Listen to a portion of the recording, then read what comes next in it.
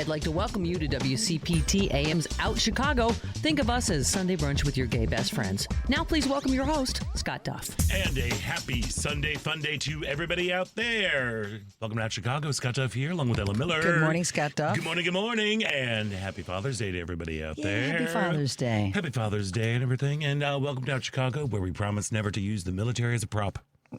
we promise. We promise. Scouts we honor. promise. Lots of squeaking. Did you hear? Did you? I didn't pay tune any in? attention. No, I didn't. Oh my gosh. I couldn't. It was very. I saw little snippets on the news. My favorite was when the New York Times was tweeting out how scores of people were moving towards the military parade route. Scores? 20s of people. 4 scores and 20s of people.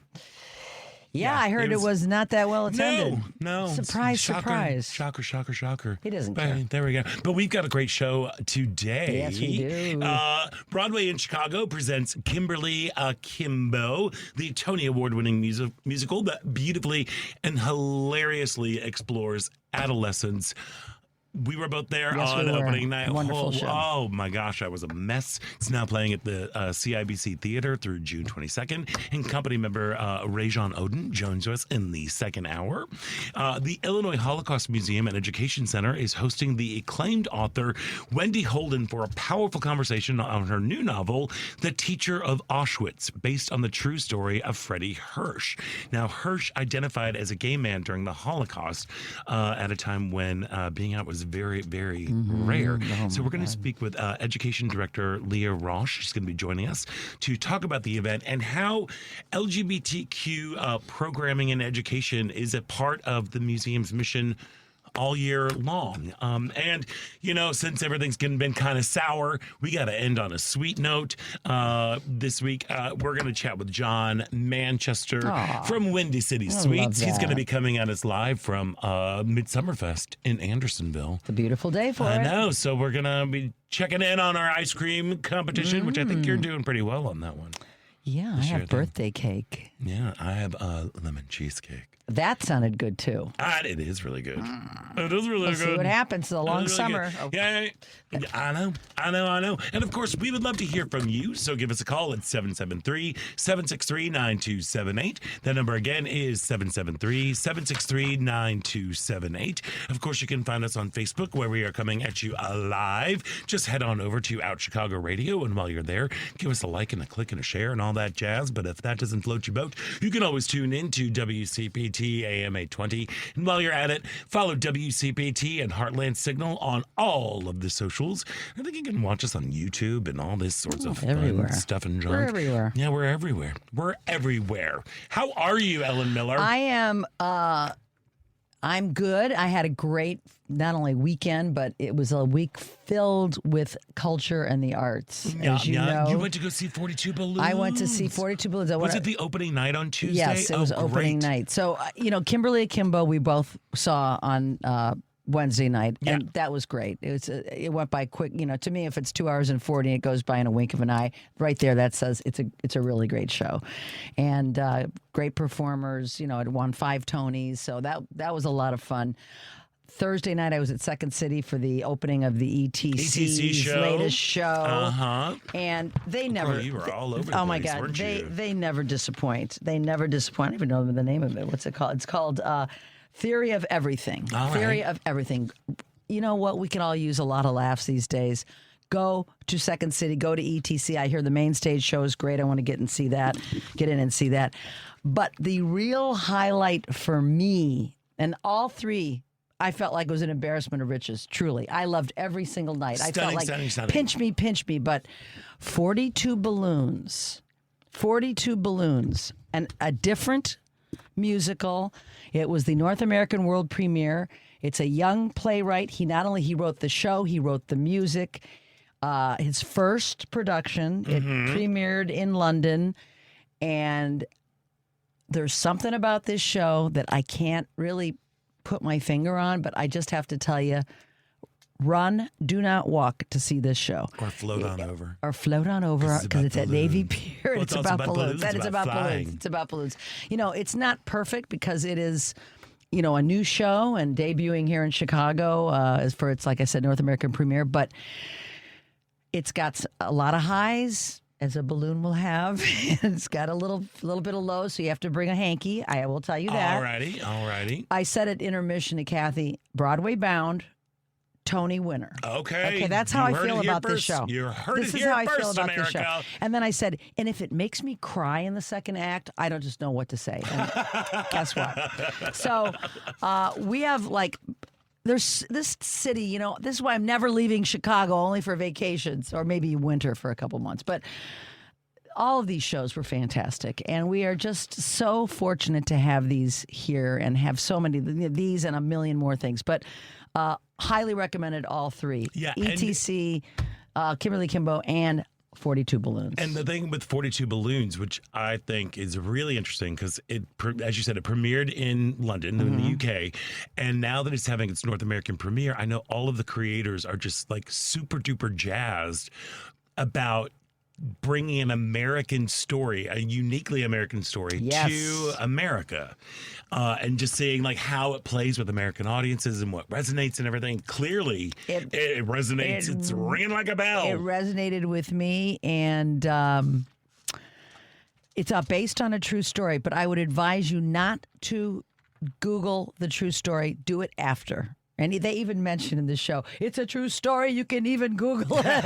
But don't, just to keep it, because I knew a little bit about it. Go in fresh. When it happened. It's a guy who went up in a lawn chair with 42 weather balloons. And because it was a dream of his. At first, your first blush when you hear about a guy that took a lawn chair up and actually made it 16,000 feet is this man needs, serious help. Yeah. But as you learn, there's empathy there. There is the dream aspect of it, following one's dreams, that we all have to hold on to that. And it just, I can't, it's interesting, like you said, Scott, to see someone from, from England, from London rather, from, another across the pond, take a look at an American story. It's almost a better way to sometimes view it through their lens. Of course, because we're so close to everything. Yeah. So it's got music, it's got heart, it's got highs, it's got lows. It's got David Letterman. Who was on our show last week. Yes, who was on our show last week.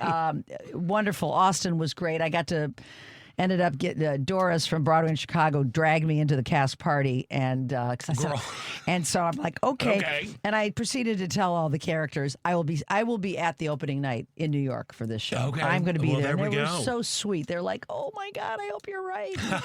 But the producer of this show has a track record of sending shows to Broadway, so it's not a stretch. But we're very lucky to be here. And then of course we were both yesterday at the No Kings March. Oh, yeah. And that was great. We both had great Before we experiences. get to that, I need to weigh in on Kimberly Akimbo. Oh, yeah. Let's talk about Kimberly Akimbo. Because, look, that was I had another cultural outing as well. I went to see Sandra Bernhard yesterday. But Kimberly Akimbo wrecked me. It punched me in the gut. It was so wonderful and beautiful. And I have never seen adolescence portrayed so well. It is, again, I knew nothing about it. I knew a little bit about it. Yeah, I didn't know knew anything that about Kimberly, the main character, she was turning 16 and that she suffers from a rare genetic disease where her body ages four times the rate of normal aging. Of normal aging. And she is portrayed by an older a veteran actor. Yes. Who is 16. Carolee Carmello. And it was, I don't know, there was just something so sweet about it. It was so sweet and wonderful. She's got a weird home life with a very colorful aunt who comes along. But it was one of those moments just kind of exploring just young love and navigating what it means to be a teenager and what it means to be different as a teen. The chorus of young people that were there, that were a part of the show, were just wonderful. And I kept getting flashbacks as from being my teacher days of like, these are my kids. These are my kids, the nerdy musical theater kids, you know, and just like goofballs and like all the real emotions and the real heartache that people go through. It was just so wonderful. I literally had to sit after when the show came down, when it was done, I just sat and just cried for like 5 minutes. It was just so beautiful to me. It hit me really in a big way. There's a reason it won 5 Tonys. There most certainly is. I'm so excited that we get to chat with one of the company members coming today, up later in the show. Later in the show. It was just, that's going to be playing through June 22nd at the CIBC Theater. So go. A short run. Good. And also 42 Balloons through June 29th. Also a short run. I bet you that'll get extended. No, it's not. I talked to them. Oh. They can't because they got Billie Jean coming in. Oh, about that's Billie right. Jean King. About Billie Jean I King. asked if it's possible. It's not. Oh, bummer. You have to see it here or wait till it goes to Broadway. See it here. There we go. And last night I took Jerry's birthday is coming up. So I took him and his high school girlfriend. Oh, I love that relationship you guys all have, that little throuple. His high school girlfriend. Well, it's more of like a quadruple thing, kind of. Because she's married to, I know. Because she's married to a woman. Yeah. These two young little queers dated in high school. I love that. Their love was real because it's just in a different form now. It's his friendship. 100%. 100%. But we went to go see Sandra Bernhard. And the reason I was like, you have to go because the two of them, that was her album, Without You, I'm Nothing, was one of the bonding for the two of them. They had like the cassette, they had the CD, they listened to it over the video production of it, the movie that Mike Nichols directed that somehow doesn't quite work, but you know. But Sandra Bernhard, if you are unfamiliar with her, she is indescribable. She is a queer icon. She is a singer, comic, actor. I mean, here's the thing. She ain't a great singer. No. At all. I mean, did she sing last night? Oh, so many songs. Yeah. Oh. Yeah. I mean, well, I thought it was all stand up. No. She did like her brand of comedy. There's something about her. Like she's from Flint, Michigan, but there's this air of she is? Yes. Oh my God. Have you ever been there? Yes. I know. She's from Flint, Michigan. Okay. She just turned 70. She looks amazing. All these septuagenarian women are just rocking my world with Grace Jones last week. And now we got this Sandy last night.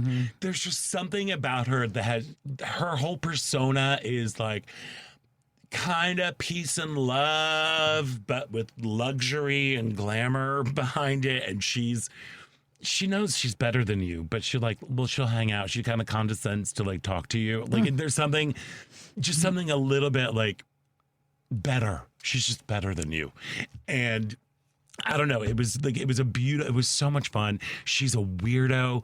She's like, there really aren't many solo performers like her today, you know. Kind of came back out of that tradition of like John Leguizamo and even Pee Wee Herman, you know, of like creating this persona, creating these like one-person shows that are like monologue stories. She throws in songs. She's the most terrific liar on the planet. I was texting you last night. Part of her show was how like she was regaling us with a tale where her mom took her from Flint, Michigan, where she went to go work in an artist commune in Laurel Canyon, and she was left to her own devices. So she would just write in her journal and wander around the streets of Laurel Canyon. And one day she was sitting on the curb in front of Joni Mitchell's house, just writing in her book, her little bound journal about, you know, Christmas and snow and rivers and things. And she was humming a tune, and Joni Mitchell came out and said, what are you singing, little girl?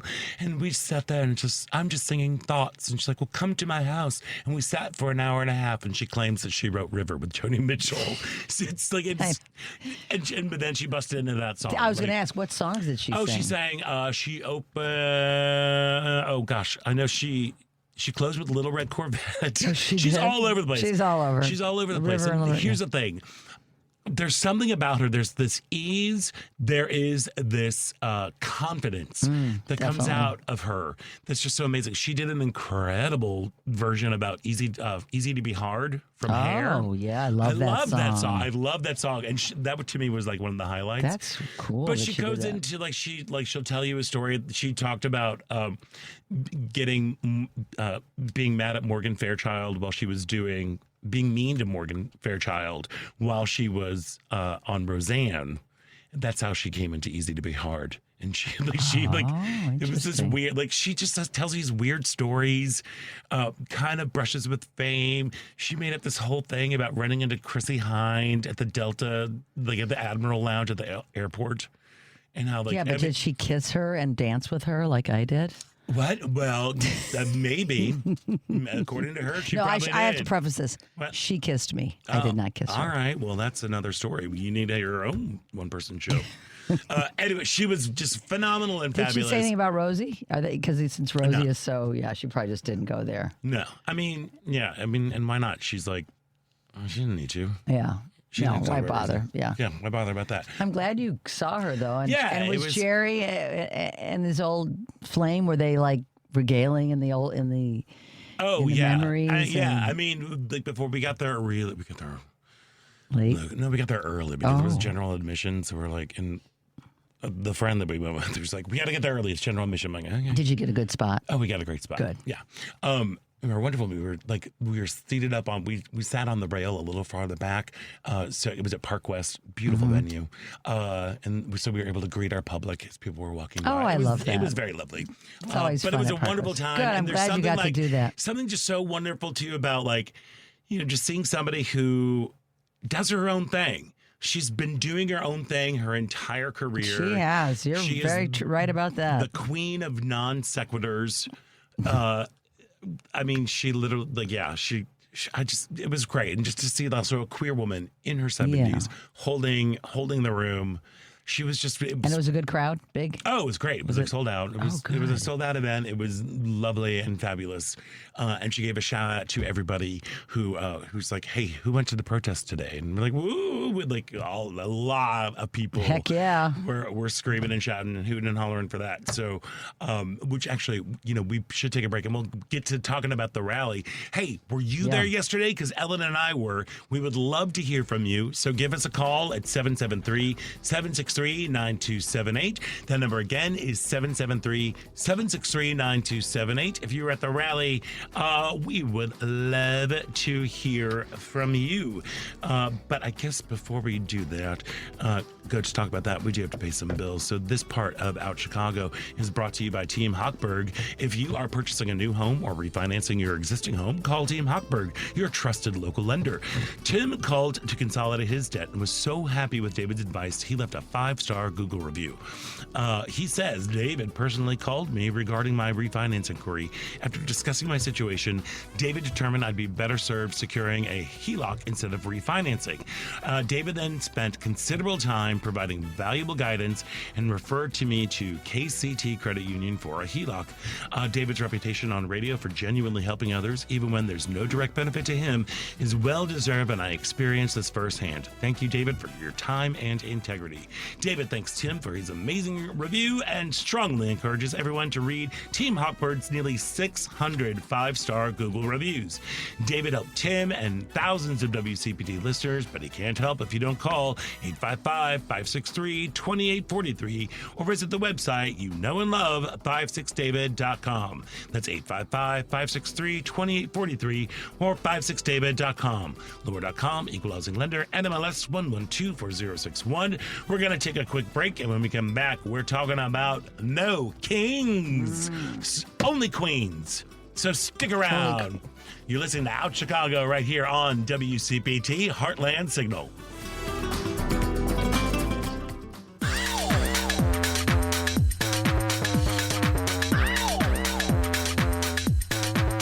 Hey, this is Mark Patton, and I'm from Spring Clean My Nightmare on Elm Street, and you're listening to Out Chicago. And welcome back to Out Chicago. Scott Duff here, along with Ella Miller, just rolling along. And hey, you know what? You can share your thoughts anytime by leaving a message on our voicemail line, something new and wonderful. The number is 773-467-8202. We may play some of your messages on the air, but if you want to talk to us directly and you don't feel like talking, you can always text us using the Credo mobile phone and text line at 773-763-9278. Credo Mobile, a progressive phone company that is better for all people and the planet. Visit credomobile.com. And of course, you can just call us because we'd love hearing from people. Oh, I got to give a big old shout out to Pete. Pete, one of our listeners. Yeah? Yeah, I ran into him at the snack factory, and he's like, what are you guys talking about this week? I'm like, well, there's a lot of stuff going on. What aren't we talking about? We're going to leave the first hour, but he's like, oh, great, because I love just hearing from you. So thanks for saying hello, Pete. Thank you, Pete. There we are. So yesterday, boy, oh boy, yesterday, Chicago and hundreds of cities across the country held a No Kings rally. Thousands turned out in Daley Plaza yesterday after waking up to that horrible news of the shootings and the murder of the Minnesota legislators. So horrible and terrible. And just a crappy week. Again, were you there? Give us a call, 773-763-9278. I was very happy to see a wide variety of folks there. Yes. You know, when I went for the Hands Off rally, the crowd skewed older. Mm-hmm. It skewed a little bit older yes. During that first one. But this time where I was, because it was so crowded, I couldn't get into Daley Plaza. We were just north of there on Dearborn. And I was just looking around, and there were so many younger people. Oh, tons of young that were all there. ages. It was some great. guy in a walker I took a picture of with a sign. Yeah. You know, I love it. Well, older. So that older guy. Yeah. I meant yes, definitely older. Right. Yeah. I mean, the older people have been turning out. They've been showing up. They have it, but you're right. Getting the younger people there. It's the key. younger people that I was really, really impressed to see. And, you know, it's so funny because actually going back to Kimberly Kimbo, I ran into my friend, Denise McGowan Tracy, who she rubs her elbows in the Chicago social circles. She was my boss when I worked at Navy Pier back in the 90s. And she used to run, she was a comedian. She's kind of an entertainment lady. We ran into each other at Kimberly Akimbo, and she now lives in Michigan. She's like, I'm just stirring up all this stuff that's going on in Michigan, and people like are hating on me, but I'm loving it. And I'm like, yeah, and I was having a moment after the show, and we were like, yeah, this is just so great. And I'm like, I just really hope young people show up, because I don't think they understand right now. I don't think they get, because their entire lives that they've been growing up, it's been okay for them to hold hands with their queer partner, to express their gender identity, to have access to reproductive health care. They've had all of these things that had happened, but they didn't realize that there are folks who've been fighting for that. And I think now is the time. It seemed to me that the younger folks realize that it is our time. These things are going to be taken away from us, and we need to have our voice heard. And that to me was really, really, really yep. And important. I think they get it. I mean, the young people were out there in droves. So, yeah. What was your takeaway? What? My takeaway was, I had a friend saying to me, why are we even bothering to do this? And I said, because we have to do something. We have to be out there to show politicians, particularly Republican leaders, Congress people, senators. Just because you're Republican, if you represent a district that, you represent all the people. That's the idea. Mm-hmm. And the people are out here in droves in this country like we've never seen, expressing their discontent with ICE, with the way immigration is being handled, with the way this president is doing retribution, and just so many aspects of what we're dealing with. And so I just loved that I loved the speeches. Chuy Garcia was one of the last speakers. I moved closer to the plaza. I managed to get into the plaza. I think as we approached it from the south, that we had an easier time getting there. But Chuy was great. I can't remember exactly, but there's a lot going on. But his speech was wonderful and empowering, and the whole day was empowering. And a lot of people, as you know, they said, I can't watch the news, I'm depressed, what's going on here? But when you see the camaraderie, the numbers, there's power in numbers, there's power in the people. They were singing Power to the People. Kathy had that shirt on that said Power to the People, and we were singing at the top of our lungs. Let's not forget who those politicians are here to serve. They're here to serve you and me, not just Republicans. Now, we have a president, as we know, that is only concerned about people who like him. But the biggest hope we can have is that senators and congresspeople, if we keep doing this, take note and act. It only takes a handful of them to create a change because the majority is so slim. And this is what I was telling my friend. This is what my hope is, that these politicians who have control, because our control is what we did yesterday. We can vote, but we don't have that opportunity until, for a while. Yeah.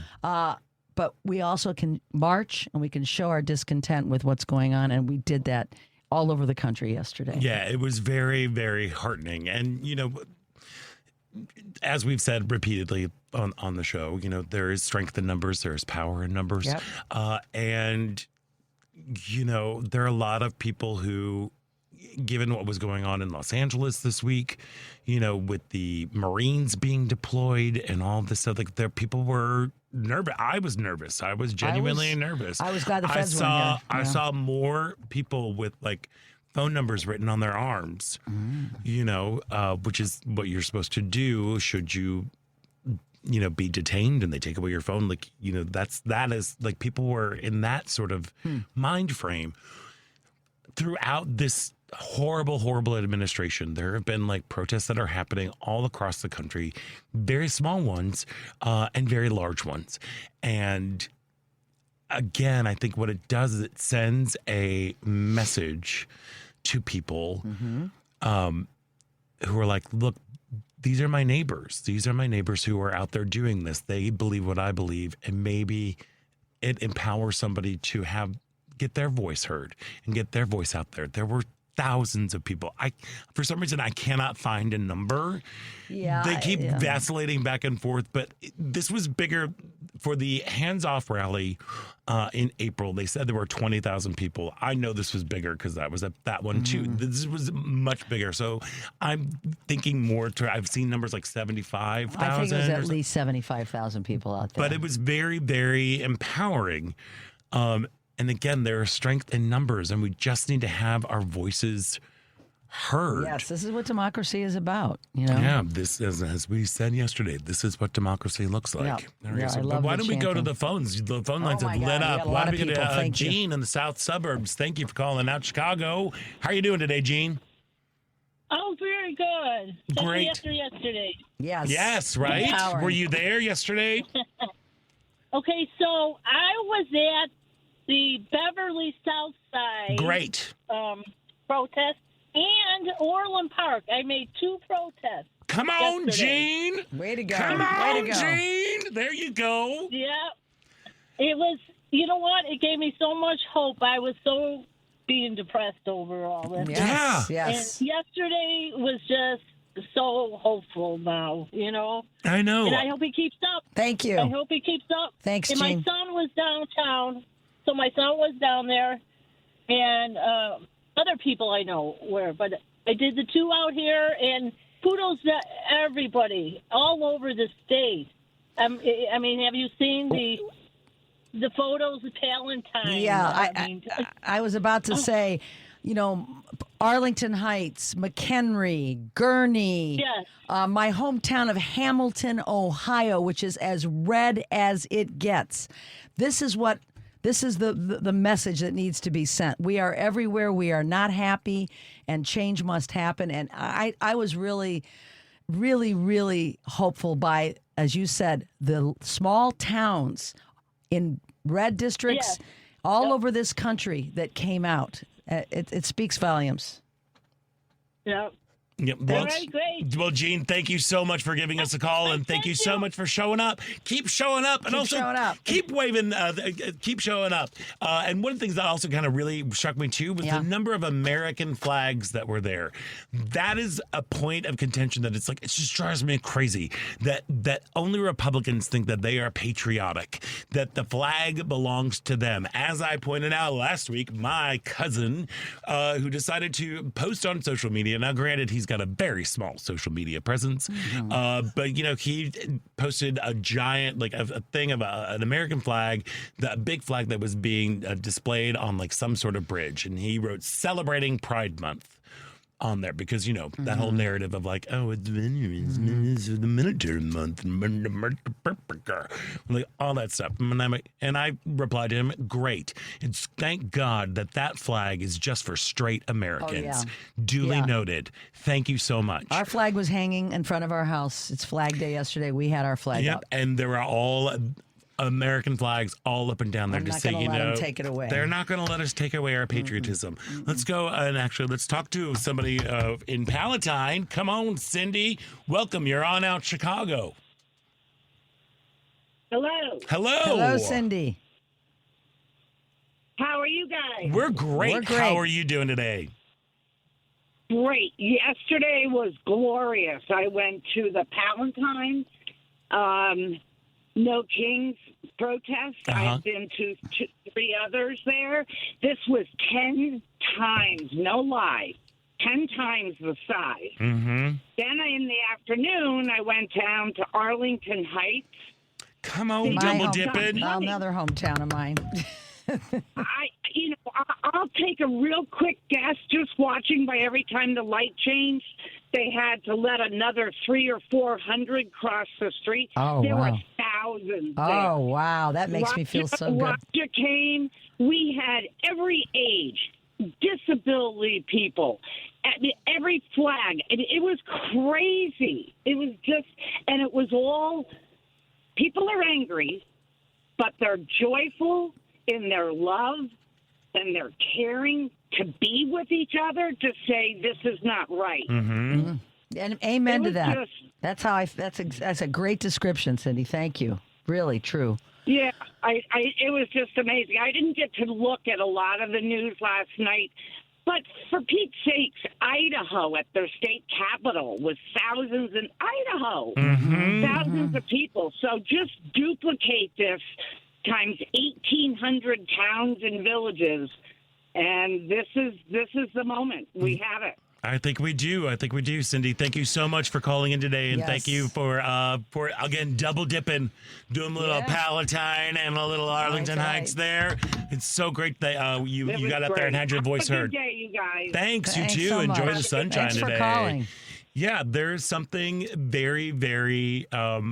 Again, it's very heartening to see the numbers of people who are finally like, okay, what does it take for you to come out of your house? What does it take for you to come out of the house? This we've been watching for the last few months. Yeah, what we've been watching in this week in particular. One of my favorite signs that I got a little teary-eyed, a woman, my dad fought against fascism so it wouldn't come here. Save our democracy. The fallen are weeping with an American flag. Wow. All right, there we go. And I was standing next to my friend whose dad fought at the Battle of the Bulge. We both were together during that, seeing that sign. All right. Yeah. Yeah, my sign was no kings, gas queens.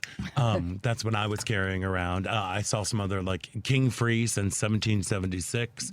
A friend of mine sent me a rather hilarious sign from Memphis. Yeah. That had a picture of a very bloated, sad old man who likes military parades, and I think it was his birthday yesterday, and it just said, cholesterol, do your job. I love that. Which I loved, yeah. Here's a good one. If you ever wondered what you do during slavery, the Holocaust, or civil rights movement, you're doing it right now. Yep. I took lots of photos. No big billionaire bailouts. The flag protects all of it. Or the flag protects all, or it protects no one. There we go.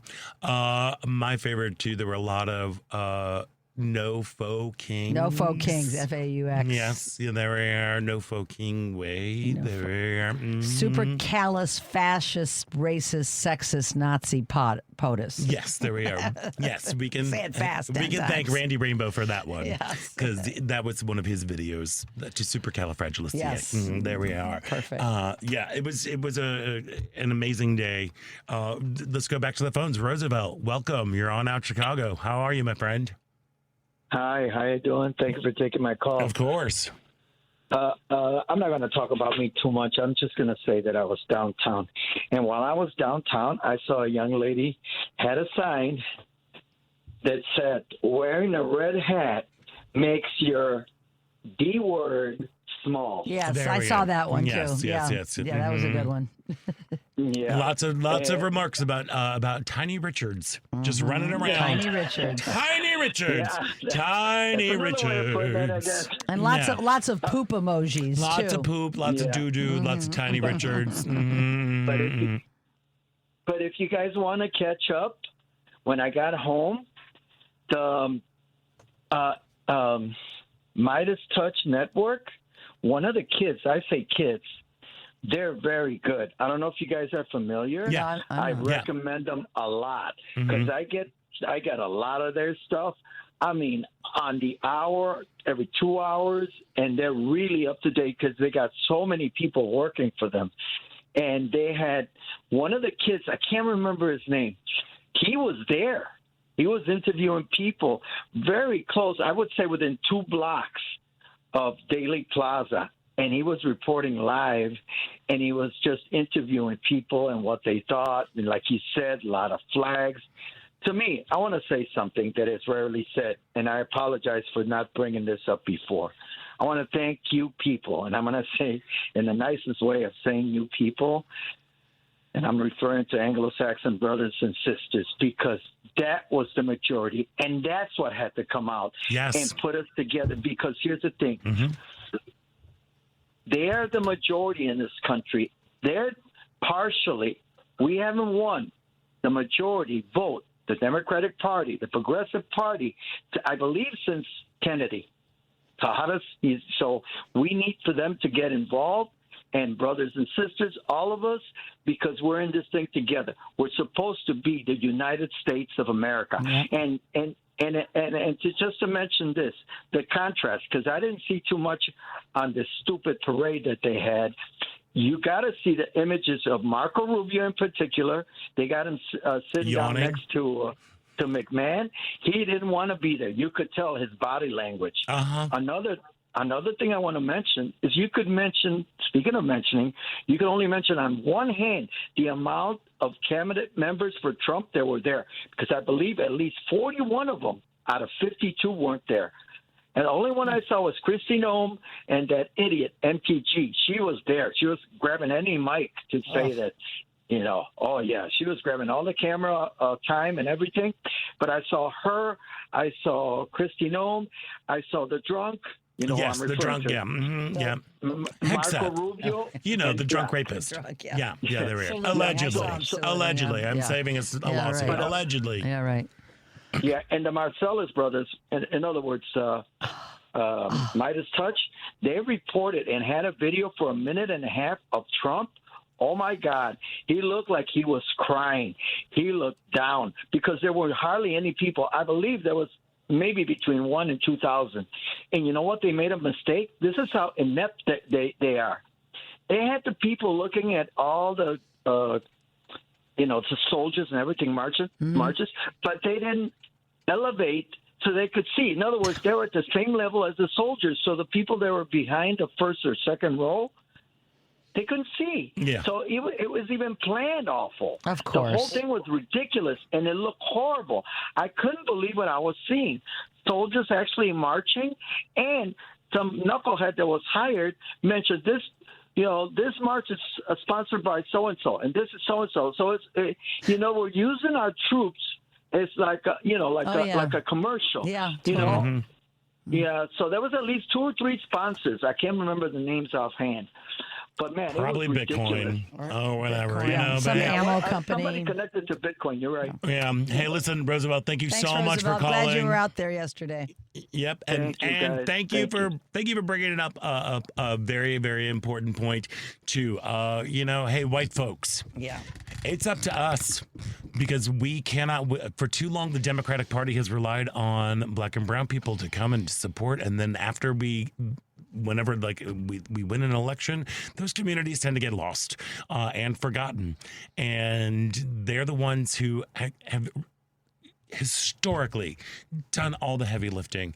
And if folks are sitting these out, that's great. They need to, because white folks, you need to get up and get out and get to the street and take advantage of your privilege. One of my fave drag queens from RuPaul's Drag Race, Ben de la Creme, she's in town.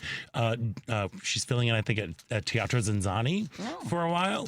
And she posted on social media, I went today and I was scared and I was nervous, but I knew that I had to exercise my privilege because I look like this. I mean, Ben was out of drag, because I am a white person and I need to be able to get out there. And I'm so happy that I went, because there were thousands and thousands and thousands of people, and there is strength in numbers when we all get together to say that this is not right.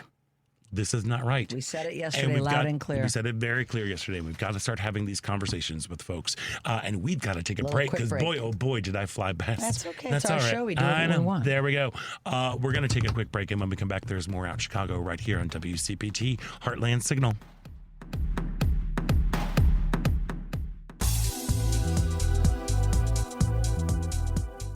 Hi, I'm Spencer Tweedy, and you're listening to Out Chicago on WCPT. And welcome back to Out Chicago. Scott Duff here, along with Al Miller, rolling along. Yes, hey, tomorrow on Chew's Views, Richard Chew will be talking to Ankit Rastogi, Director of Research at Advocates for Trans Equality, and Chew's Views regular Mike Nellis, Democratic strategist and former senior advisor to Kamala Harris. Chew's Views, Wednesdays from 6 to 8 a.m. Central on WCPT, 8:20 a.m., the Heartland Signal website, TuneIn, YouTube, and Facebook. I know we've got a caller on there. Hey, Evie in Chicago, real quick, because we're running a little short on time, and I got some stuff to say. How you doing? I'm good. How are you? Good. I wrote a resume to Linda McMahon about being a wrestling announcer, and she said I was overqualified. Can I work for you guys? Well, Evie, we're not taking applications at this time, but we really appreciate your interest in what's going on. But thanks so much. I love that. We should look into broadening our staff here on the Out Chicago. Unfortunately, it's show. not our job. Unfortunately, it's not our job, but thank you so much. I think Evie said she was overqualified to work for Linda McMahon's Board of Education. Oh, there we go. Thank you, Evie. Yes, I think most teachers don't even start me with Linda McMahon. Oh, the ETC that I saw, they did a Linda McMahon bit where she comes out with a huge, what's supposed to be a Bible with a cross on it during one of the sketches. And the two in back of me left. Oh, all right. See ya. They were talking through the whole show anyway. But, there we go. But yeah, she was featured a little in a sketch. Go see that show. All right, go check it out. Again, it's pretty I darn love comedy. funny. I just love. Those are the comedians who we turn to in times like this. I know, that is what we need to do. So along with these rallies that were held all across the country, that millions across the country came out. There were tens of thousands here in Chicago. Yes. Just downtown, there were, as we are learning, were protests all across the Chicagoland area, and it's amazing that we are out there to have our voices heard, to have a very public moment where we are standing in solidarity to say that this is not right. This is not right. And now we need to continue doing this work, and we need to move it to the personal. I posted something earlier on social media this week, and it was in response to all of the stuff that was going on, again, with deploying the National Guard and sending in the Marines to L.A., having people like our own military going against our own citizens, employing the National Guard, the defiance of the governor of California and all that. And that, if it could take place there, it can take place anywhere. Yes. And I just posted, like, tell me why you support this. This is the question that we need to be asking everybody that is even in our peripheral. And just come with, just ask them why. Mm-hmm. Most of the times people can't answer. Mm-hmm. They cannot answer what's going on. They can't articulate it. No. Tell me why you support this. Mm-hmm. Why do you support the military being used against citizens? Why do you support stripping millions of people of health care? Why? Veterans. Why do you support hurting veterans? All of these things. And I got some very interesting responses from folks who were, just people. Like what? Well, just, actually my 6th grade teacher. Oh. Yeah, I know. Yeah. They're still alive. Yeah, he's still alive. He was still alive, and he was, he's still around, and he's great. We actually went to the same church when I was a kid. Oh. I'm desperate to understand my family and friends who voted for what we are experiencing. I'm told again and again that we need to be able to agree to disagree. This is far beyond that. This is a line in the sand with morality on one side and fascism on the other. I agree, 100%. And I agree with that too. We have to be willing to have these conversations. Just tell me why. Yeah. And then that's when you are able to kind of be like, debunk the things that they are saying. The fact that there is apparently an onslaught of trans athletes that are wanting to infiltrate women's sports so they can win medals, win prizes. The fact that there is like an onslaught of murderous immigrants coming through. When we have to be able to reach out to some people, even if we however way we can, but we have to have these conversations and just ask why. That is why is one of my favorite questions. Mm-hmm. It's a great way to write a paper. Yeah. If you're in school, I always wrote, when you have you write your thesis out, I always wrote why right across the top of my page. So I would go back to, why am I saying this? Mm-hmm. Why do you believe this? Why do you support this? And when you are able to find out why, then hopefully maybe you can try to repair some of the, damage, I guess. That would mean there's introspection. Part of it is brainwashing by the media that they choose to watch. No. I'm aware of all of that. But even just getting them to articulate why, even if it is brain, Well, I'm saying it's talking points that Fox gives them. Right. But if you're able to have them say that, even if it is the talking points, then you're able to be like, this is false, this is not true, this is half true. You're able to go through all of that. But until people are able to stop and ask themselves, why do I feel like this? Why do I support this? Why do I support deporting people? Why? That is going to be the biggest crux of us. It's I understand, I get it. There are people who are like, oh, nobody's listening to me and I'm disenfranchised and people think I'm dumb and it's like, okay, I get why you think you like this stupid strongman sort of vibe. But do you realize at what cost? They're afraid of the other. They're afraid of trans. They're afraid of immigrants who don't look like them. It comes down to just making people fearful of other people. And that's the saddest part of it. That is what the whole thing is. The entire thing is motivated by fear and motivated by hatred of people that have no effect on their lives. And a lot of them are nice people, but I want to say, you are a really kind person.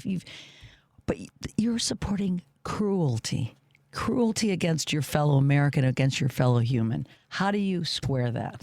It's certainly not through Christianity, that's for sure. Now, hey, listen, we should probably take a break right now. We got news coming up. We got some news coming up. We've got some fun stuff coming on the next hour. So we're going to take a quick break. And when we come back, it is the second hour of Out Chicago right here on WCPT, Heartland Signal.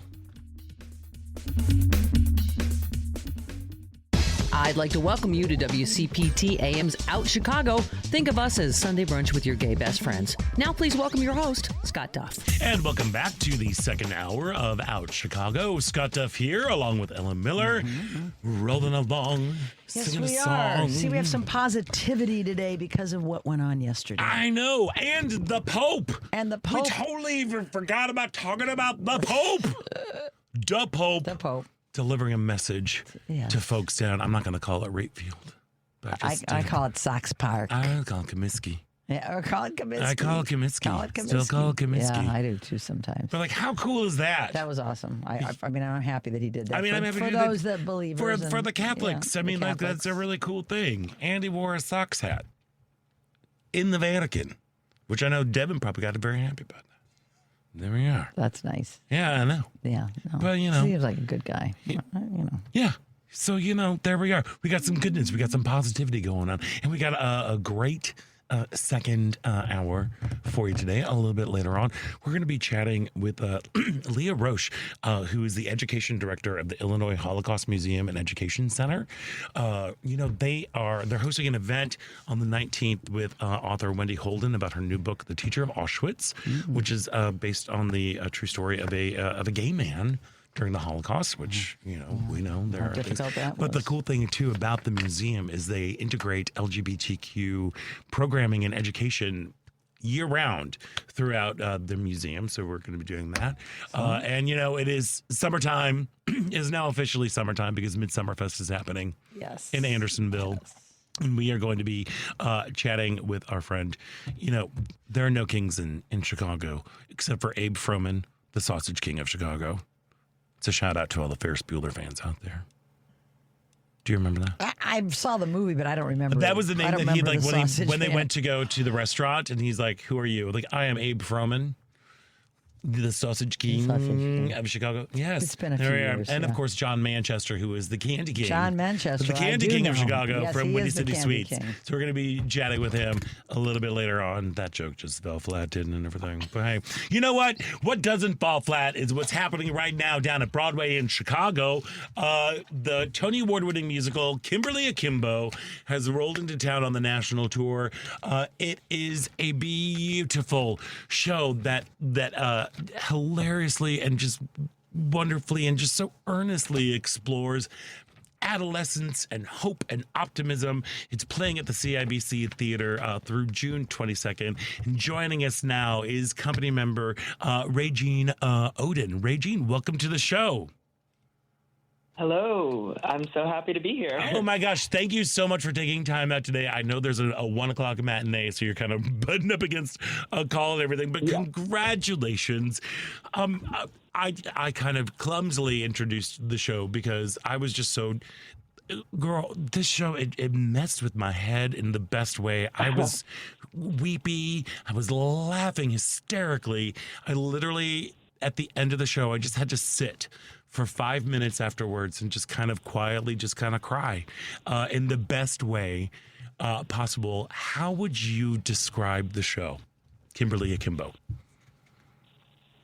I think you described it perfectly. It's definitely a roller coaster ride, and it takes you up and down, and it makes you laugh and cry, and it's just, we've got everything, great music, and the story is really inspiring, and it's full of hope, and it's so intimate, and it's just our show. I'm very proud of our show. You should be. You should be, Regine. You should be, because let me tell you, Regine, when you think Broadway musicals, there's always like spectacle and things and like, defying gravity and things are blah, blah, blah all over the place.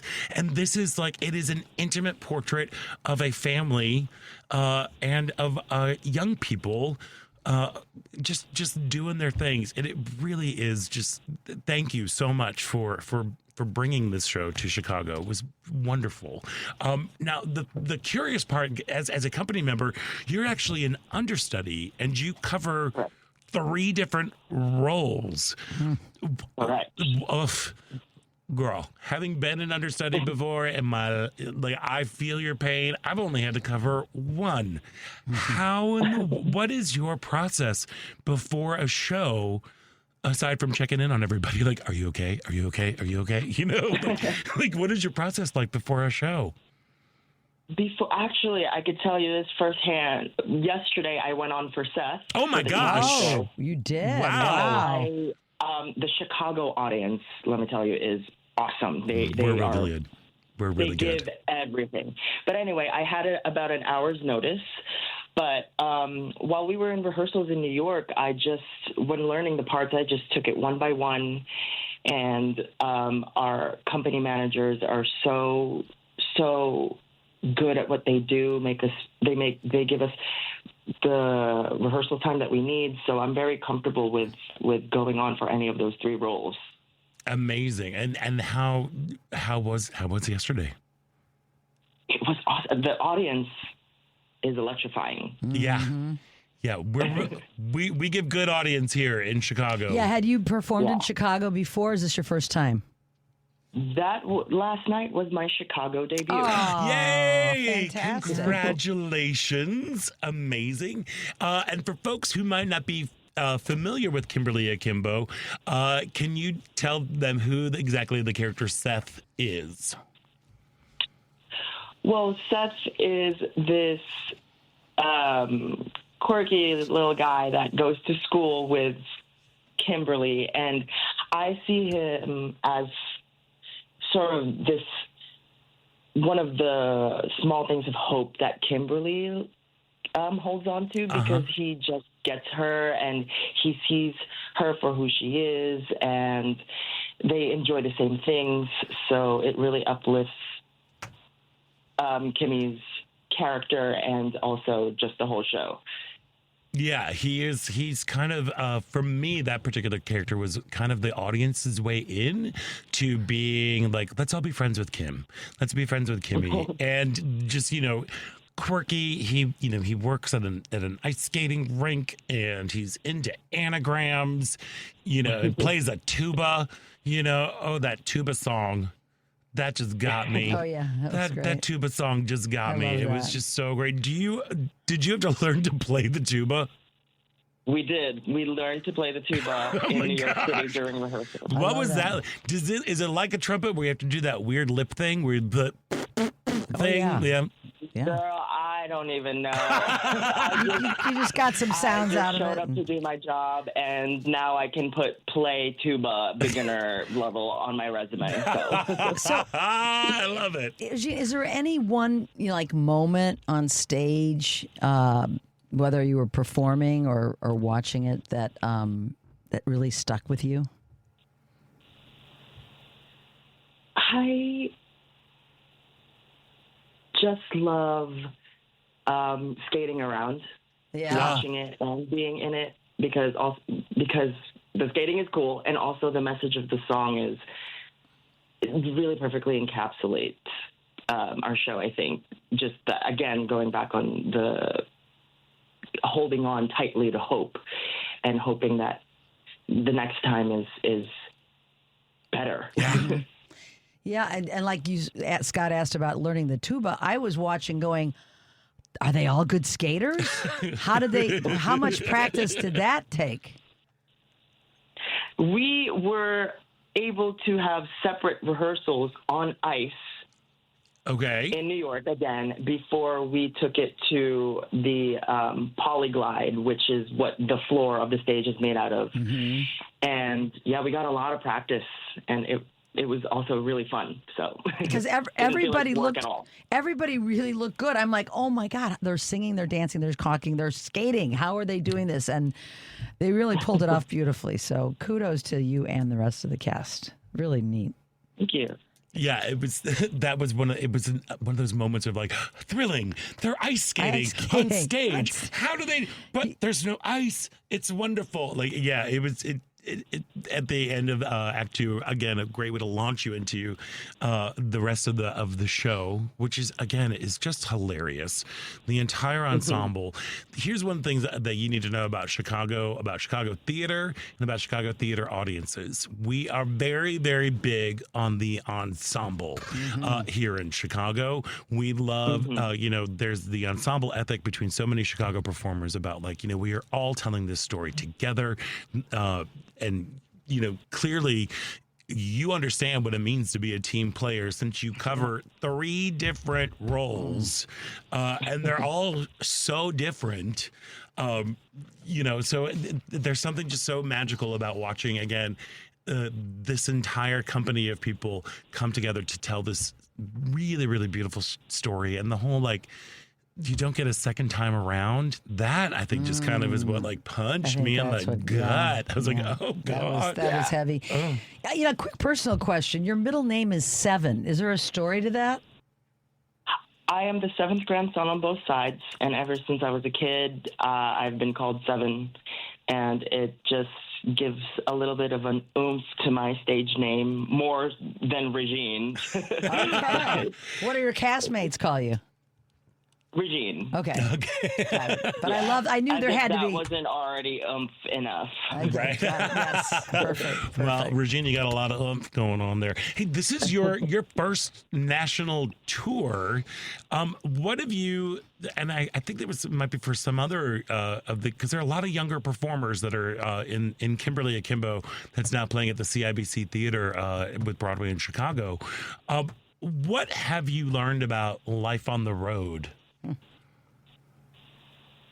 Life on the road, for me personally, is to waste no time, because we're in these cities for a couple weeks, sometimes even just a week.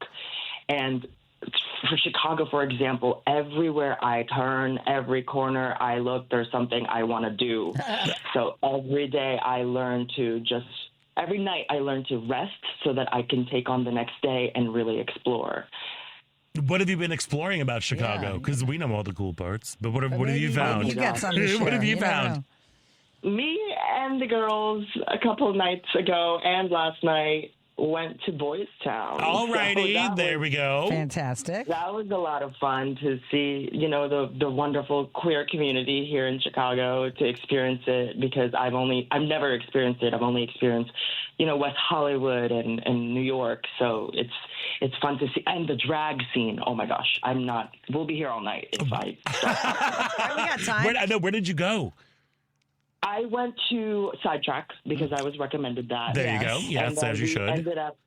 We ended up at Roscoe's. Okay, with a great drag show happening there. Mm-hmm. Who was performing last night? I just was in awe of Dita Ritz. I've always been a fan of her, and she was there, and I don't have any words. Nice. Dita does not disappoint. Yeah, it's amazing. But the food here has been insane. Just being in the middle of the protests as well was so empowering. Yeah. You guys are right in the middle. Wait, did y'all have a matinee yesterday? We did. We actually started the show later because the march was still going on past the CIBC. So we heard overhead that we were going to hold the show for a couple minutes so that the march can pass through, and so the audience can get settled in, because I think a bunch of the audience members looked out just to see what it was about. Sure, yeah. Yeah. Oh, wow. I totally didn't even. I'm like, oh my gosh, they have a matinee with all that stuff going on and everything. What? So you're here with Kimberly Akimbo through the 22nd at the CIBC Theater. Is there anything else on your Chicago bucket list that you want to grab a hold of? Well, I've already checked off a lot, like deep dish pizza, trying out the beach, which I will be going back to. I haven't seen the Bean yet. Oh, you're so close. Oh, you're so close. That's fun over there. And definitely checking out the Chicago Arts Institute. Yes. Yes. There's so much to do in your city. I'm in love. Yeah. Oh, well, thank you. Well, we're in love with our city too. We were very proud, especially yesterday. We were extra proud about what we were doing here in Chicago. So when folks do finally come see Kimberly Akimbo, what do you hope they take away from it?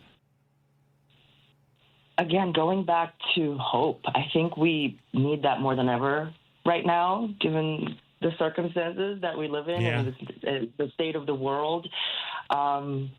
Just my takeaway from doing the show and from seeing the show is just that hope that every single character holds on to. I think that that's so inspiring, and I hope that the audiences every night walk away with a sense of hope, and they're inspired by that. I think they are. Yeah, I think they will.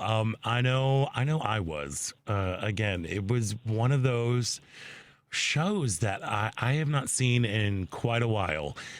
It is it just really the earnestness.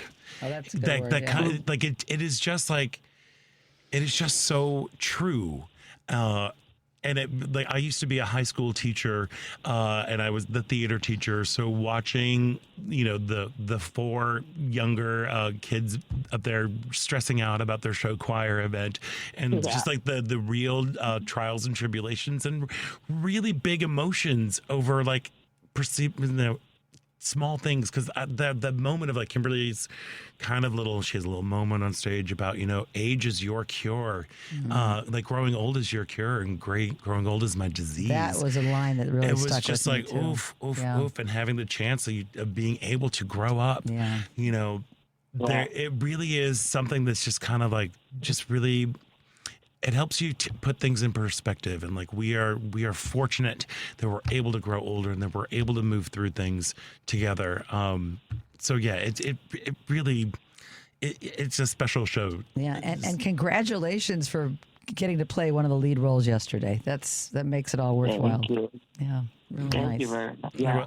Well, enjoy your time here in Chicago, Regine. And everybody, again, I cannot recommend highly enough. Go check out Kimberly Akimbo. It runs through June 22nd at Broadway in Chicago's CIBC Theater. For tickets, you can go to BroadwayInChicago.com. Regine Oden, Don't Roll Your Ankles. And good luck with that. I tripped on stage last night. Oh, well, that's just adds to the character. Yeah. It's amazing. There you are. And good luck with your burgeoning tuba career. Yes, we want to hear more. Thank you. Maybe. Thanks, Regine. Have a great show today. That's Regine Oden, part of the company of Kimberly Akimbo at Broadway in Chicago CIBC Theater. Break all the legs, and again, thank you for a beautiful, beautiful, beautiful show. You should be very proud. Thank you so much. Yeah. Thank you. Mm-hmm. And happy Pride Month. There we go. Happy Pride. Yeah, there we go. All righty. We've got to take a quick break. And when we come back, there is more Out Chicago right after this on WCPT Heartland Signal.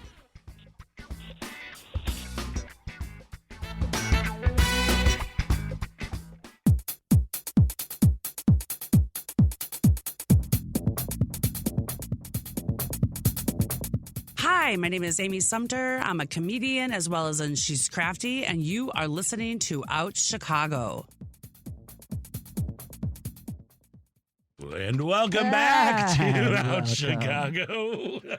I got kind of a little verklempt. I'm like, I forgot Amy Sumter. I love her. Yeah, I was thinking the same thing. I know, She's Crafty. I think they might be playing at Midsummerfest. Ooh, today? Maybe. I don't know. We're going to check that out. Yeah. That's going on. It's a beautiful day for it, too. I know. It is. It is gorgeous.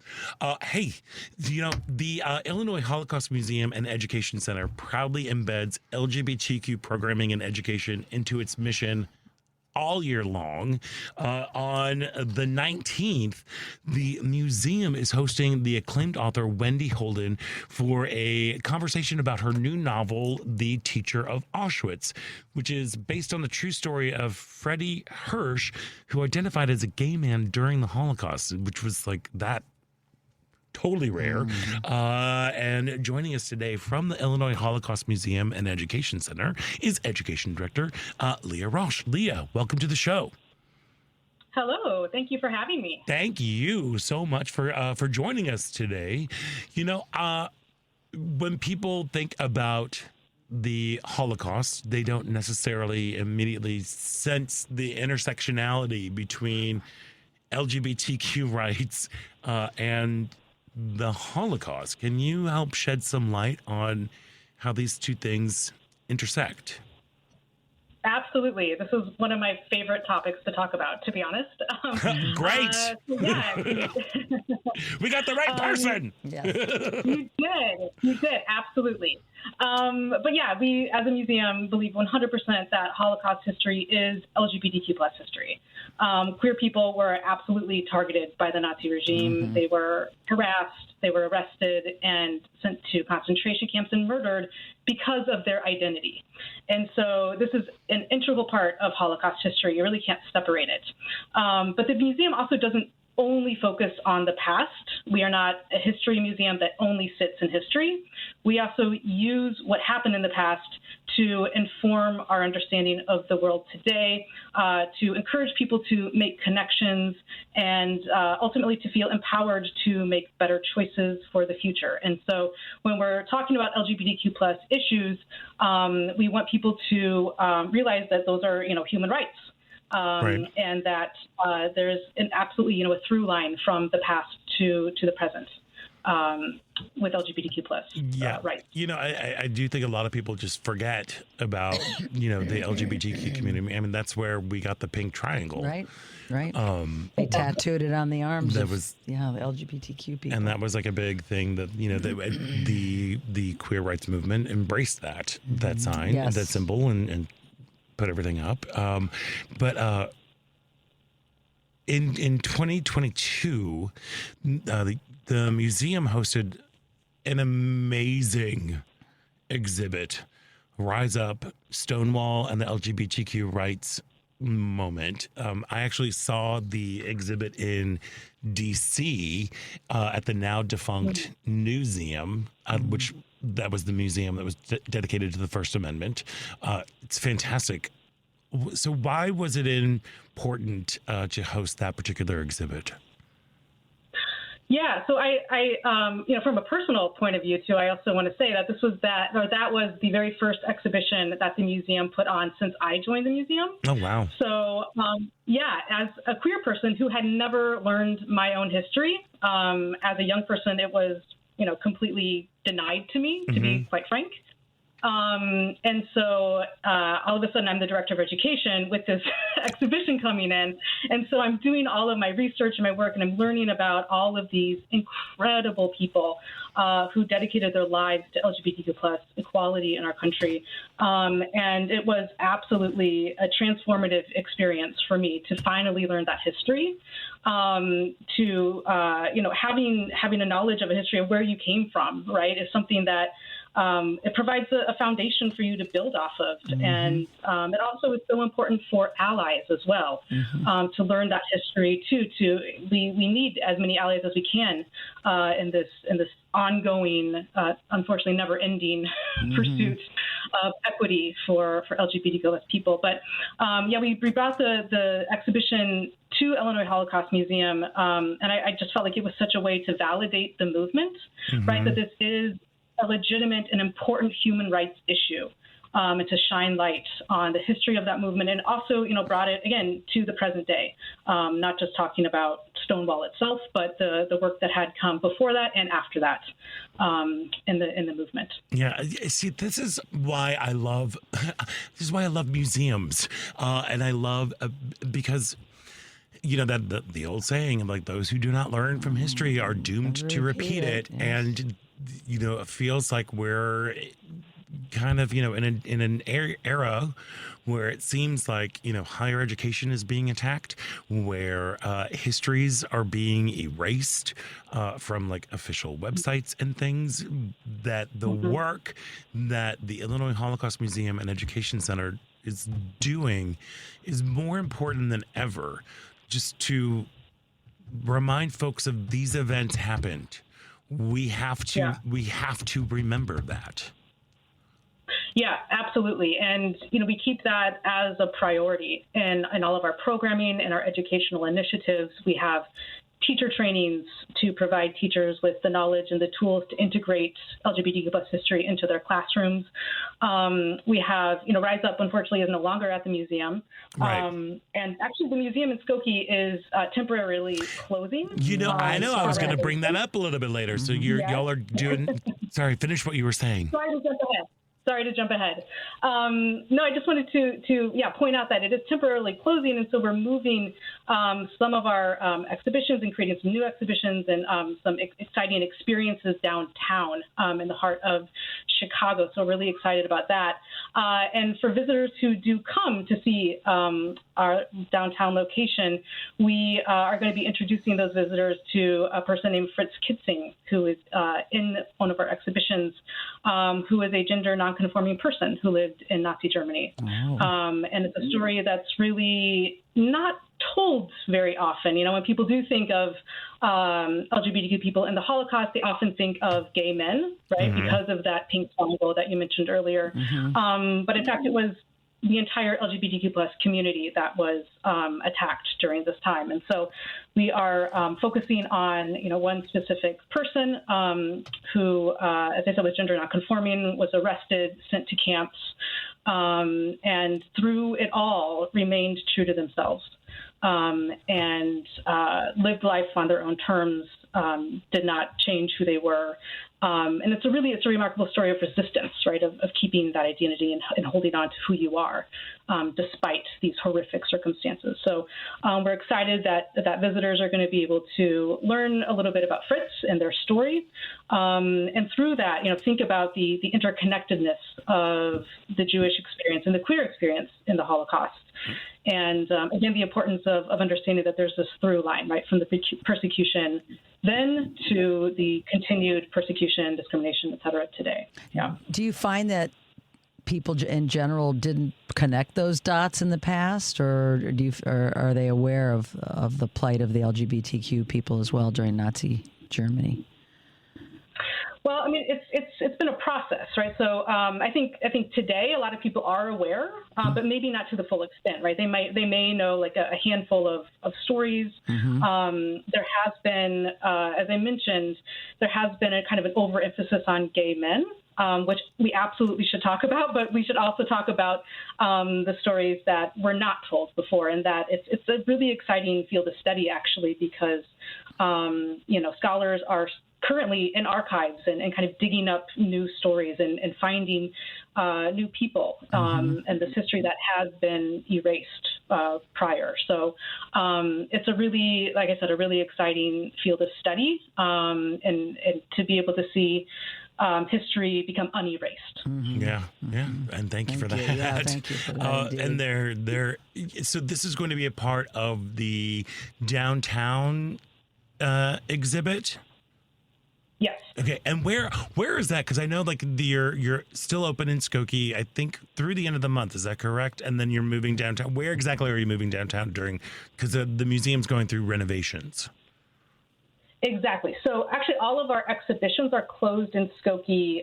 They closed at the beginning of this month. Oh, okay. But we are still open for public programming. So the Teacher of Auschwitz program that you mentioned is going to be there this Thursday. We hope that as many people can come as you can to learn that incredible story of Freddie Hirsch. This summer we're then going to be opening a temporary location. It's really in the heart of downtown Chicago. It's at 360 North State Street. Oh, wow. So kind of in the middle of it all. So for those maybe not from Chicago or maybe not in the area, it's really just across the river from the Chicago Theater. So really, really in the middle of everything. And we're hoping that, this is going to bring in new audiences and provide more accessibility to what we have to offer, because Skokie is such an important location for our museum because of the history there, because of the attempted, march by the neo-Nazis in the 70s, which is, what kind of birthed this museum.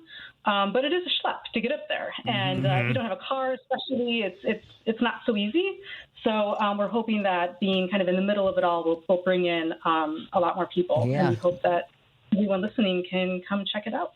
That'll be amazing. And what's going to be also really great, as you said, so coming up on the 19th, you are hosting a conversation with author Wendy Holden. Her new novel is The Teacher of Auschwitz, and it's based on the true story of Freddie Hirsch. Can you tell our listeners a little bit more about him? Yeah, so Freddie Hirsch was a gay Jewish man. He was an athlete, an educator as well. and he spent his life working with children. And when the Nazis came to power, he really continued that work. Ended up being sent to a ghetto, and then to ultimately ended up in Auschwitz, but continued working with children throughout this time, trying to protect them, trying to preserve their dignity throughout this process, and hope as well. And sadly, he did not survive, but his story is again another example of resistance, right? Of doing what he could, not only to survive himself, but to protect children as well. And it's a really, really inspirational story. So we're really excited. It's a brand new book that's coming out, as you said, The Teacher of Auschwitz. And the program is going to be a conversation with Wendy Holden, the author, and Dr. Jake Newsome, who is a queer historian, and also the author of a book called Pink Triangle Legacies, Coming Out in the Shadow of the Holocaust. And he does a lot with LGBTQ plus Holocaust education. And it's actually through him that we learned the story of Fritz Kitzing. So we're really excited that he's also going to be there in conversation with Wendy and talking about the life of Freddie. So it's going to be a really special evening. Yeah, with the passing of time, I mean, there's, Holocaust survivors are dying all the time. There's few left. I'm just wondering how they continue to keep these stories alive. Maybe it's a question for Wendy, but how did they even learn so much about Freddie? Yeah, so, this, like I said, this is something that is, I don't know exactly her process of research specifically on Freddie, but it is something that is continuing to come to light, these stories and this history. And for a lot of people, we only have information from like police records, for example. And you're trying to reconstruct their stories, while also, it adds a layer of complexity, right? Because it's not their voice that's being, preserved. It's how the Nazis were perceiving them and all of that. So, trying to pull out those stories and to share those names of those individuals. With Freddie, I know there's a lot more information because there are people who did survive, who knew him and can testify to who he was and the actions that he took. But yeah, it's a really, really fascinating thing to. And how can folks get tickets for the event with Wendy Holden? She's going to be discussing her new novel, The Teacher of Auschwitz, on the 19th at the Illinois Holocaust Museum and Education Center. How can folks get tickets to attend the event? Yeah, so it's free. We do Even better. That's great. Yep. We do ask that people register in advance. Just go to our website, ilholocaustmuseum.org. All right, that's great. And then how long how long do you think the Skokie location will be going through getting a facelift, as it were? So we are planning to be downtown for about a year. Okay, so we'll be there for a year. Yeah. Oh, great! So you're still going to be able to continue this very important work, reminding people of history throughout the renovations that are happening with the museum in Skokie. And so again, that new one, is it 360 North State? Yeah. Is that right? Exactly. 360 North State. And when is the official opening of that space? So it hasn't been announced officially. Okay, then never mind. So I can't give an exact date. I'm sorry. That's okay. But it will be this summer. Soonish. Soonish. Very soon. Soonish is my favorite time of day. There you are. But in the meantime, you can make sure that you enjoy the programming that's coming up when the Illinois Holocaust Museum and Education Center hosts a conversation with Wendy Holden on June 19th. And to find out more information about this and all of the goings on about when the new thing is going to be, the new site downtown is going to be open, head to ilholocaustmuseum.org. Director of Education, Leah Rush for the Illinois Holocaust Museum and Education Center. Thank you so much for joining us today.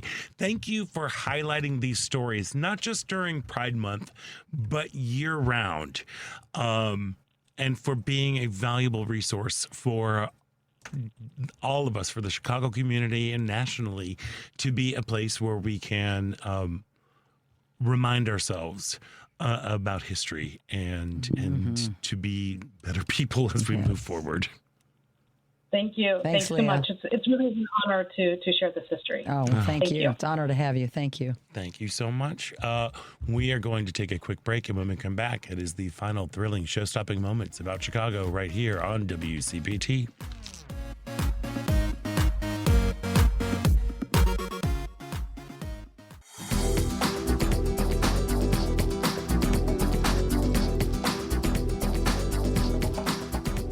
Welcome back. I'm Paul Oakley-Stovall. You're listening to Out Chicago on WCPT. And welcome back to Out Chicago. Scott Duff here along with Ellen Miller. Yes, I'm so indeed. glad you played that Paul Oakley-Stovall little bumper there. Paul Oakley-Stovall, he is a playwright, actor, director. He's amazing. He's an on our incredible show artist. back in the early days of our show. He was, and he and another Chicagoan, Benjamin Sprunger, they have been working with the James Baldwin estate to do a stage adaptation of Giovanni's Room. It is now in, I want to say, Philadelphia. It's either Philadelphia or Pittsburgh. I'm not familiar with Giovanni's Room. Girl, it's a beautiful book. It is one of the seminal queer literature books. It takes place in Paris. It's a wonderful book. That's one of the things that I was lucky about when I was at Northwestern. We did have we were talking to Leah in the previous segment from the Illinois Holocaust Museum and Education Center about how she was denied queer education. Yeah. I was lucky enough where I got my queer history from Northwestern, and in one of the books that we read was Giovanni's Room.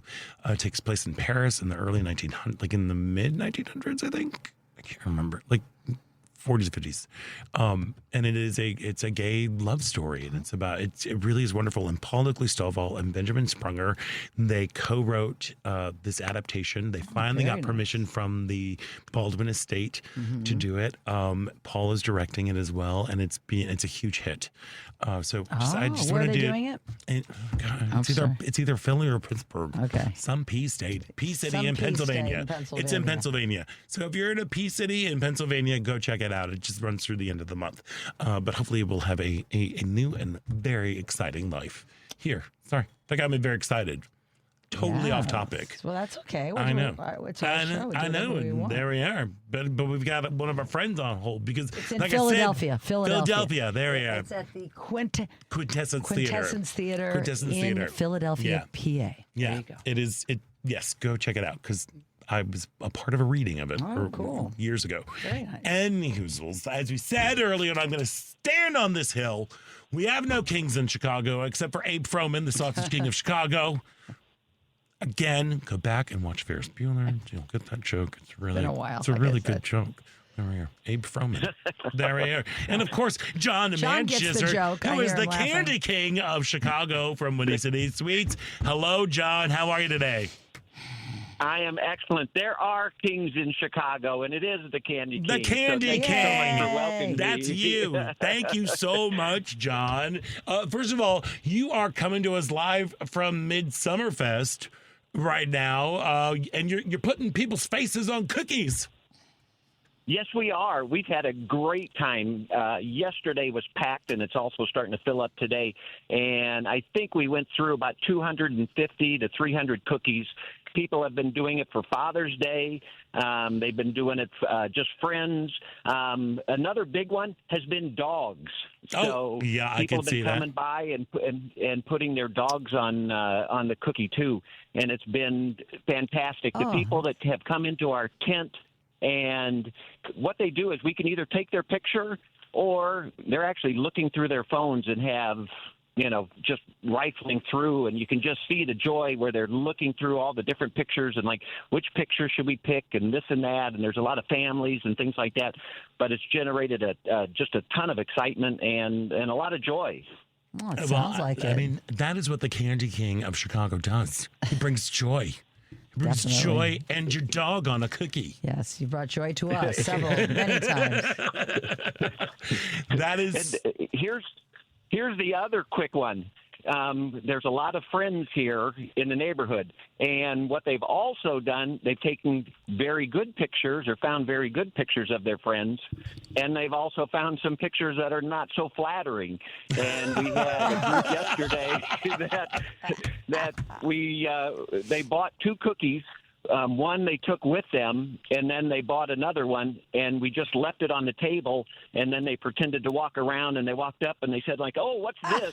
And the person's cookie was right there, and he busted out laughing. So it was fantastic. Only a good friend will show you at your worst. So you got some sort of, you got a machine out there? You have some sort of machine out there, I guess, huh? We do. We've got a machine.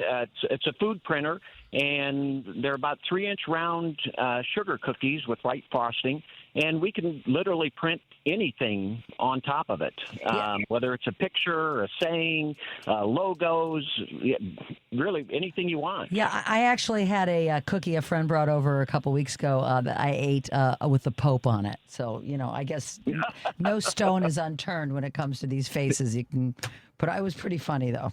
Did you get any requests for that yesterday? Well, for the Pope? We actually had some printed, and we left them on the table, and we did sell a few of those. We do have some Chicago Pride cookies, 25 that we've sold, and then also some Chicago cookies along with just, again, their own personalized cookies. You've got all your bases covered. A lot of fun.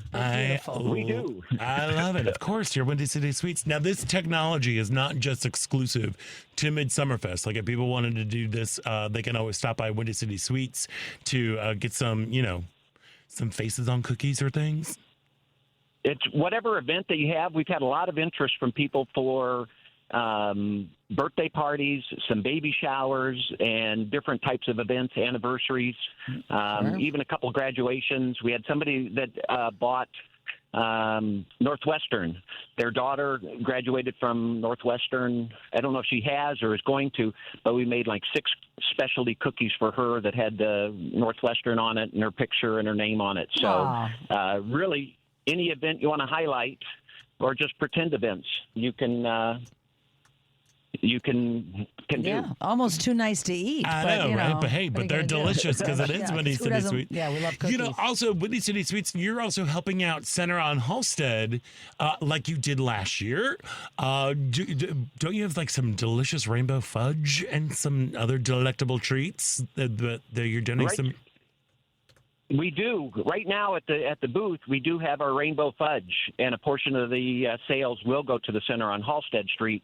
And starting on Monday, it's a little just too warm to have our chocolates here, but we will have our Pride chocolates featured in the store at 3308 North Broadway, and we'll have a host of different chocolates with Pride. And again, a portion of those will go to the Center on Halstead Street. So we're excited about it. Yeah, well, I'm always just filled with joy because you really do have like a philanthropist heart. You partner with so many different organizations and you lend a hand to folks celebrating really great causes and everything. And also, let me tell you, that Manchester toffee, stop it. Just stop it. It's my great grandmother's recipe, Manchester's Old English toffee, and we make it in small batches, and we are just rolling through it. We make it in milk chocolate and in dark chocolate. People love that. And again, speaking of philanthropy, you two are involved in some philanthropy with us too. With our Special Gifts Theater, with our Ice Cream Wars, and I believe both of you are like ranked 1 and 2 in the lead now. I don't recall which one's ahead.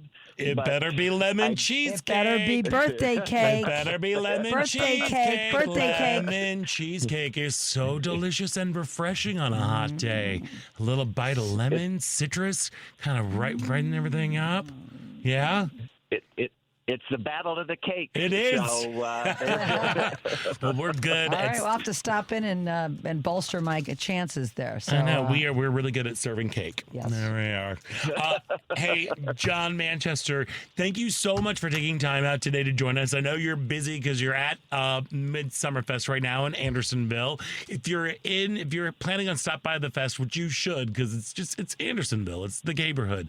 It's fun. It's Swedish, and now you can get your face on a cookie. You can do whatever you want to this thing. Make sure you stop by and check out Windy City Sweets at Midsummer Fest, and also go and check out the store where you can get all your Pride chocolates. You can get your Pride fudge. You can get the delicious Manchester toffee. Yeah, you didn't share any of that with me, Scott. No, I didn't get to try that. No, because it's mine. And your ice creams. Your ice creams, too. I know. Cheesecake and birthday cake. Well, make sure you just go get lemon cheesecake ice cream. Just birthday cake. Lemon cheesecake ice cream. Everybody loves a birthday. Everybody, they do, but they like lemons much better. But when you go to Windy City Sweets at 3308 North Broadway, hey, enjoy this beautiful day. Thanks, John. John. Thank you. And happy Father's Day to everybody, too. Let's celebrate. Happy Father's Day happy to you. Father's Day to you, if that counts. It does. Oh, Yep, great. it Then does. happy Thank you Father's so Day. I'm like, wait Thank a you so second. much. Do you have there you go. We'll enjoy. There you are. I will. All right. Candy King of Chicago, John Manchester, thank you so very much. Good stuff over there, I'm telling you. Yeah, I'm intermittent fasting, Kathy and I are doing. So everybody's doing that. They are? Yes, everybody's doing that these days. What is your window? My window is basically noon to 8 p.m. Is when you can eat. Yeah. Okay. So I haven't eaten yet. All right. Well, this microphone's covered a minute. Okay, so many people are doing that. It's just like there's. Well, I've been one of these people that's been like, gotta have breakfast. And our trainer friend, who we love, said, I used to think that too, but this intermittent, your body works on the fat while you're not eating, something like that. So we're giving it a try for a month. All right. We're trying. I don't want to lose a lot. I just need to lose a few. I know you want to lose 4 pounds because you gained it. Well, 8 pounds. Oh, it's now 8. Okay. Yeah. Well, I was being generous. Yes, thank you. You look fantastic. Well, thank you very much. You look fabulous. I appreciate that. And we're not even going to be on a float. No, this we're year. not. No, we're not. We're going to be broadcasting from the center on Halstead once again. We are. We will be broadcasting. In 2 weeks, we're going to be broadcasting from the Pride Parade at Center on Halstead. Yeah. It's actually going to be our 600th show. Unbelievable. Mind blown. How did that happen? Yep. This time is... Whew. It'll be amazing. So if you are... Great guests coming on to be on with us for the broadcast. Oh, yeah. Lined up. Yeah, it should be. It's going to be a fun. It's going to be a celebration. And of course, it's going to be a super duper supersized episode because we're going to be on from 11 to 3 on the 29th of June for the big Pride Parade. And I think this year, more than ever, we really need it. We really, really do. We certainly do. We do. And actually, in other news, on Friday, I'm going to be filling in for Patty Vasquez for driving it home. There we are, yes. And actually, our good friend Tanya Richard is going to be a guest on the show. Her memoir, Black Girl from a White Suburb, is coming out. Heard a lot about it over the years, so I'm looking forward to hearing more. She sent me an advanced copy, and I have been reading it. I also saw there's kind of like, I'm going to find out more information from Tanya. Yeah, of course. On Friday, so when you should tune in from 5 to 7. But we're she's a performance component of it. Like there's like a one-person show, kind of going back to what Sandy does. A one-person show that's kind of goes along with it. And I had seen the workshop of the show and but there's so much more detail in the book. So it's really, really great. Still working on all of the guests, but we should have some fun. Break a leg on Friday. Thank you. We should have some political folks, and we should have some comedy folks, and some writer folks, and activist folks, and that's what we need to do. Perfect mix. And again, we need to make sure that we are still having our voices heard and heading out there. Yesterday was an amazing day, but now we need to take it. You took it to the streets. Now make it personal. If you are running into people who have opposing views, just ask them questions. Ask them questions. Ask why. That is the biggest question. Why? And it's very, very helpful, I think.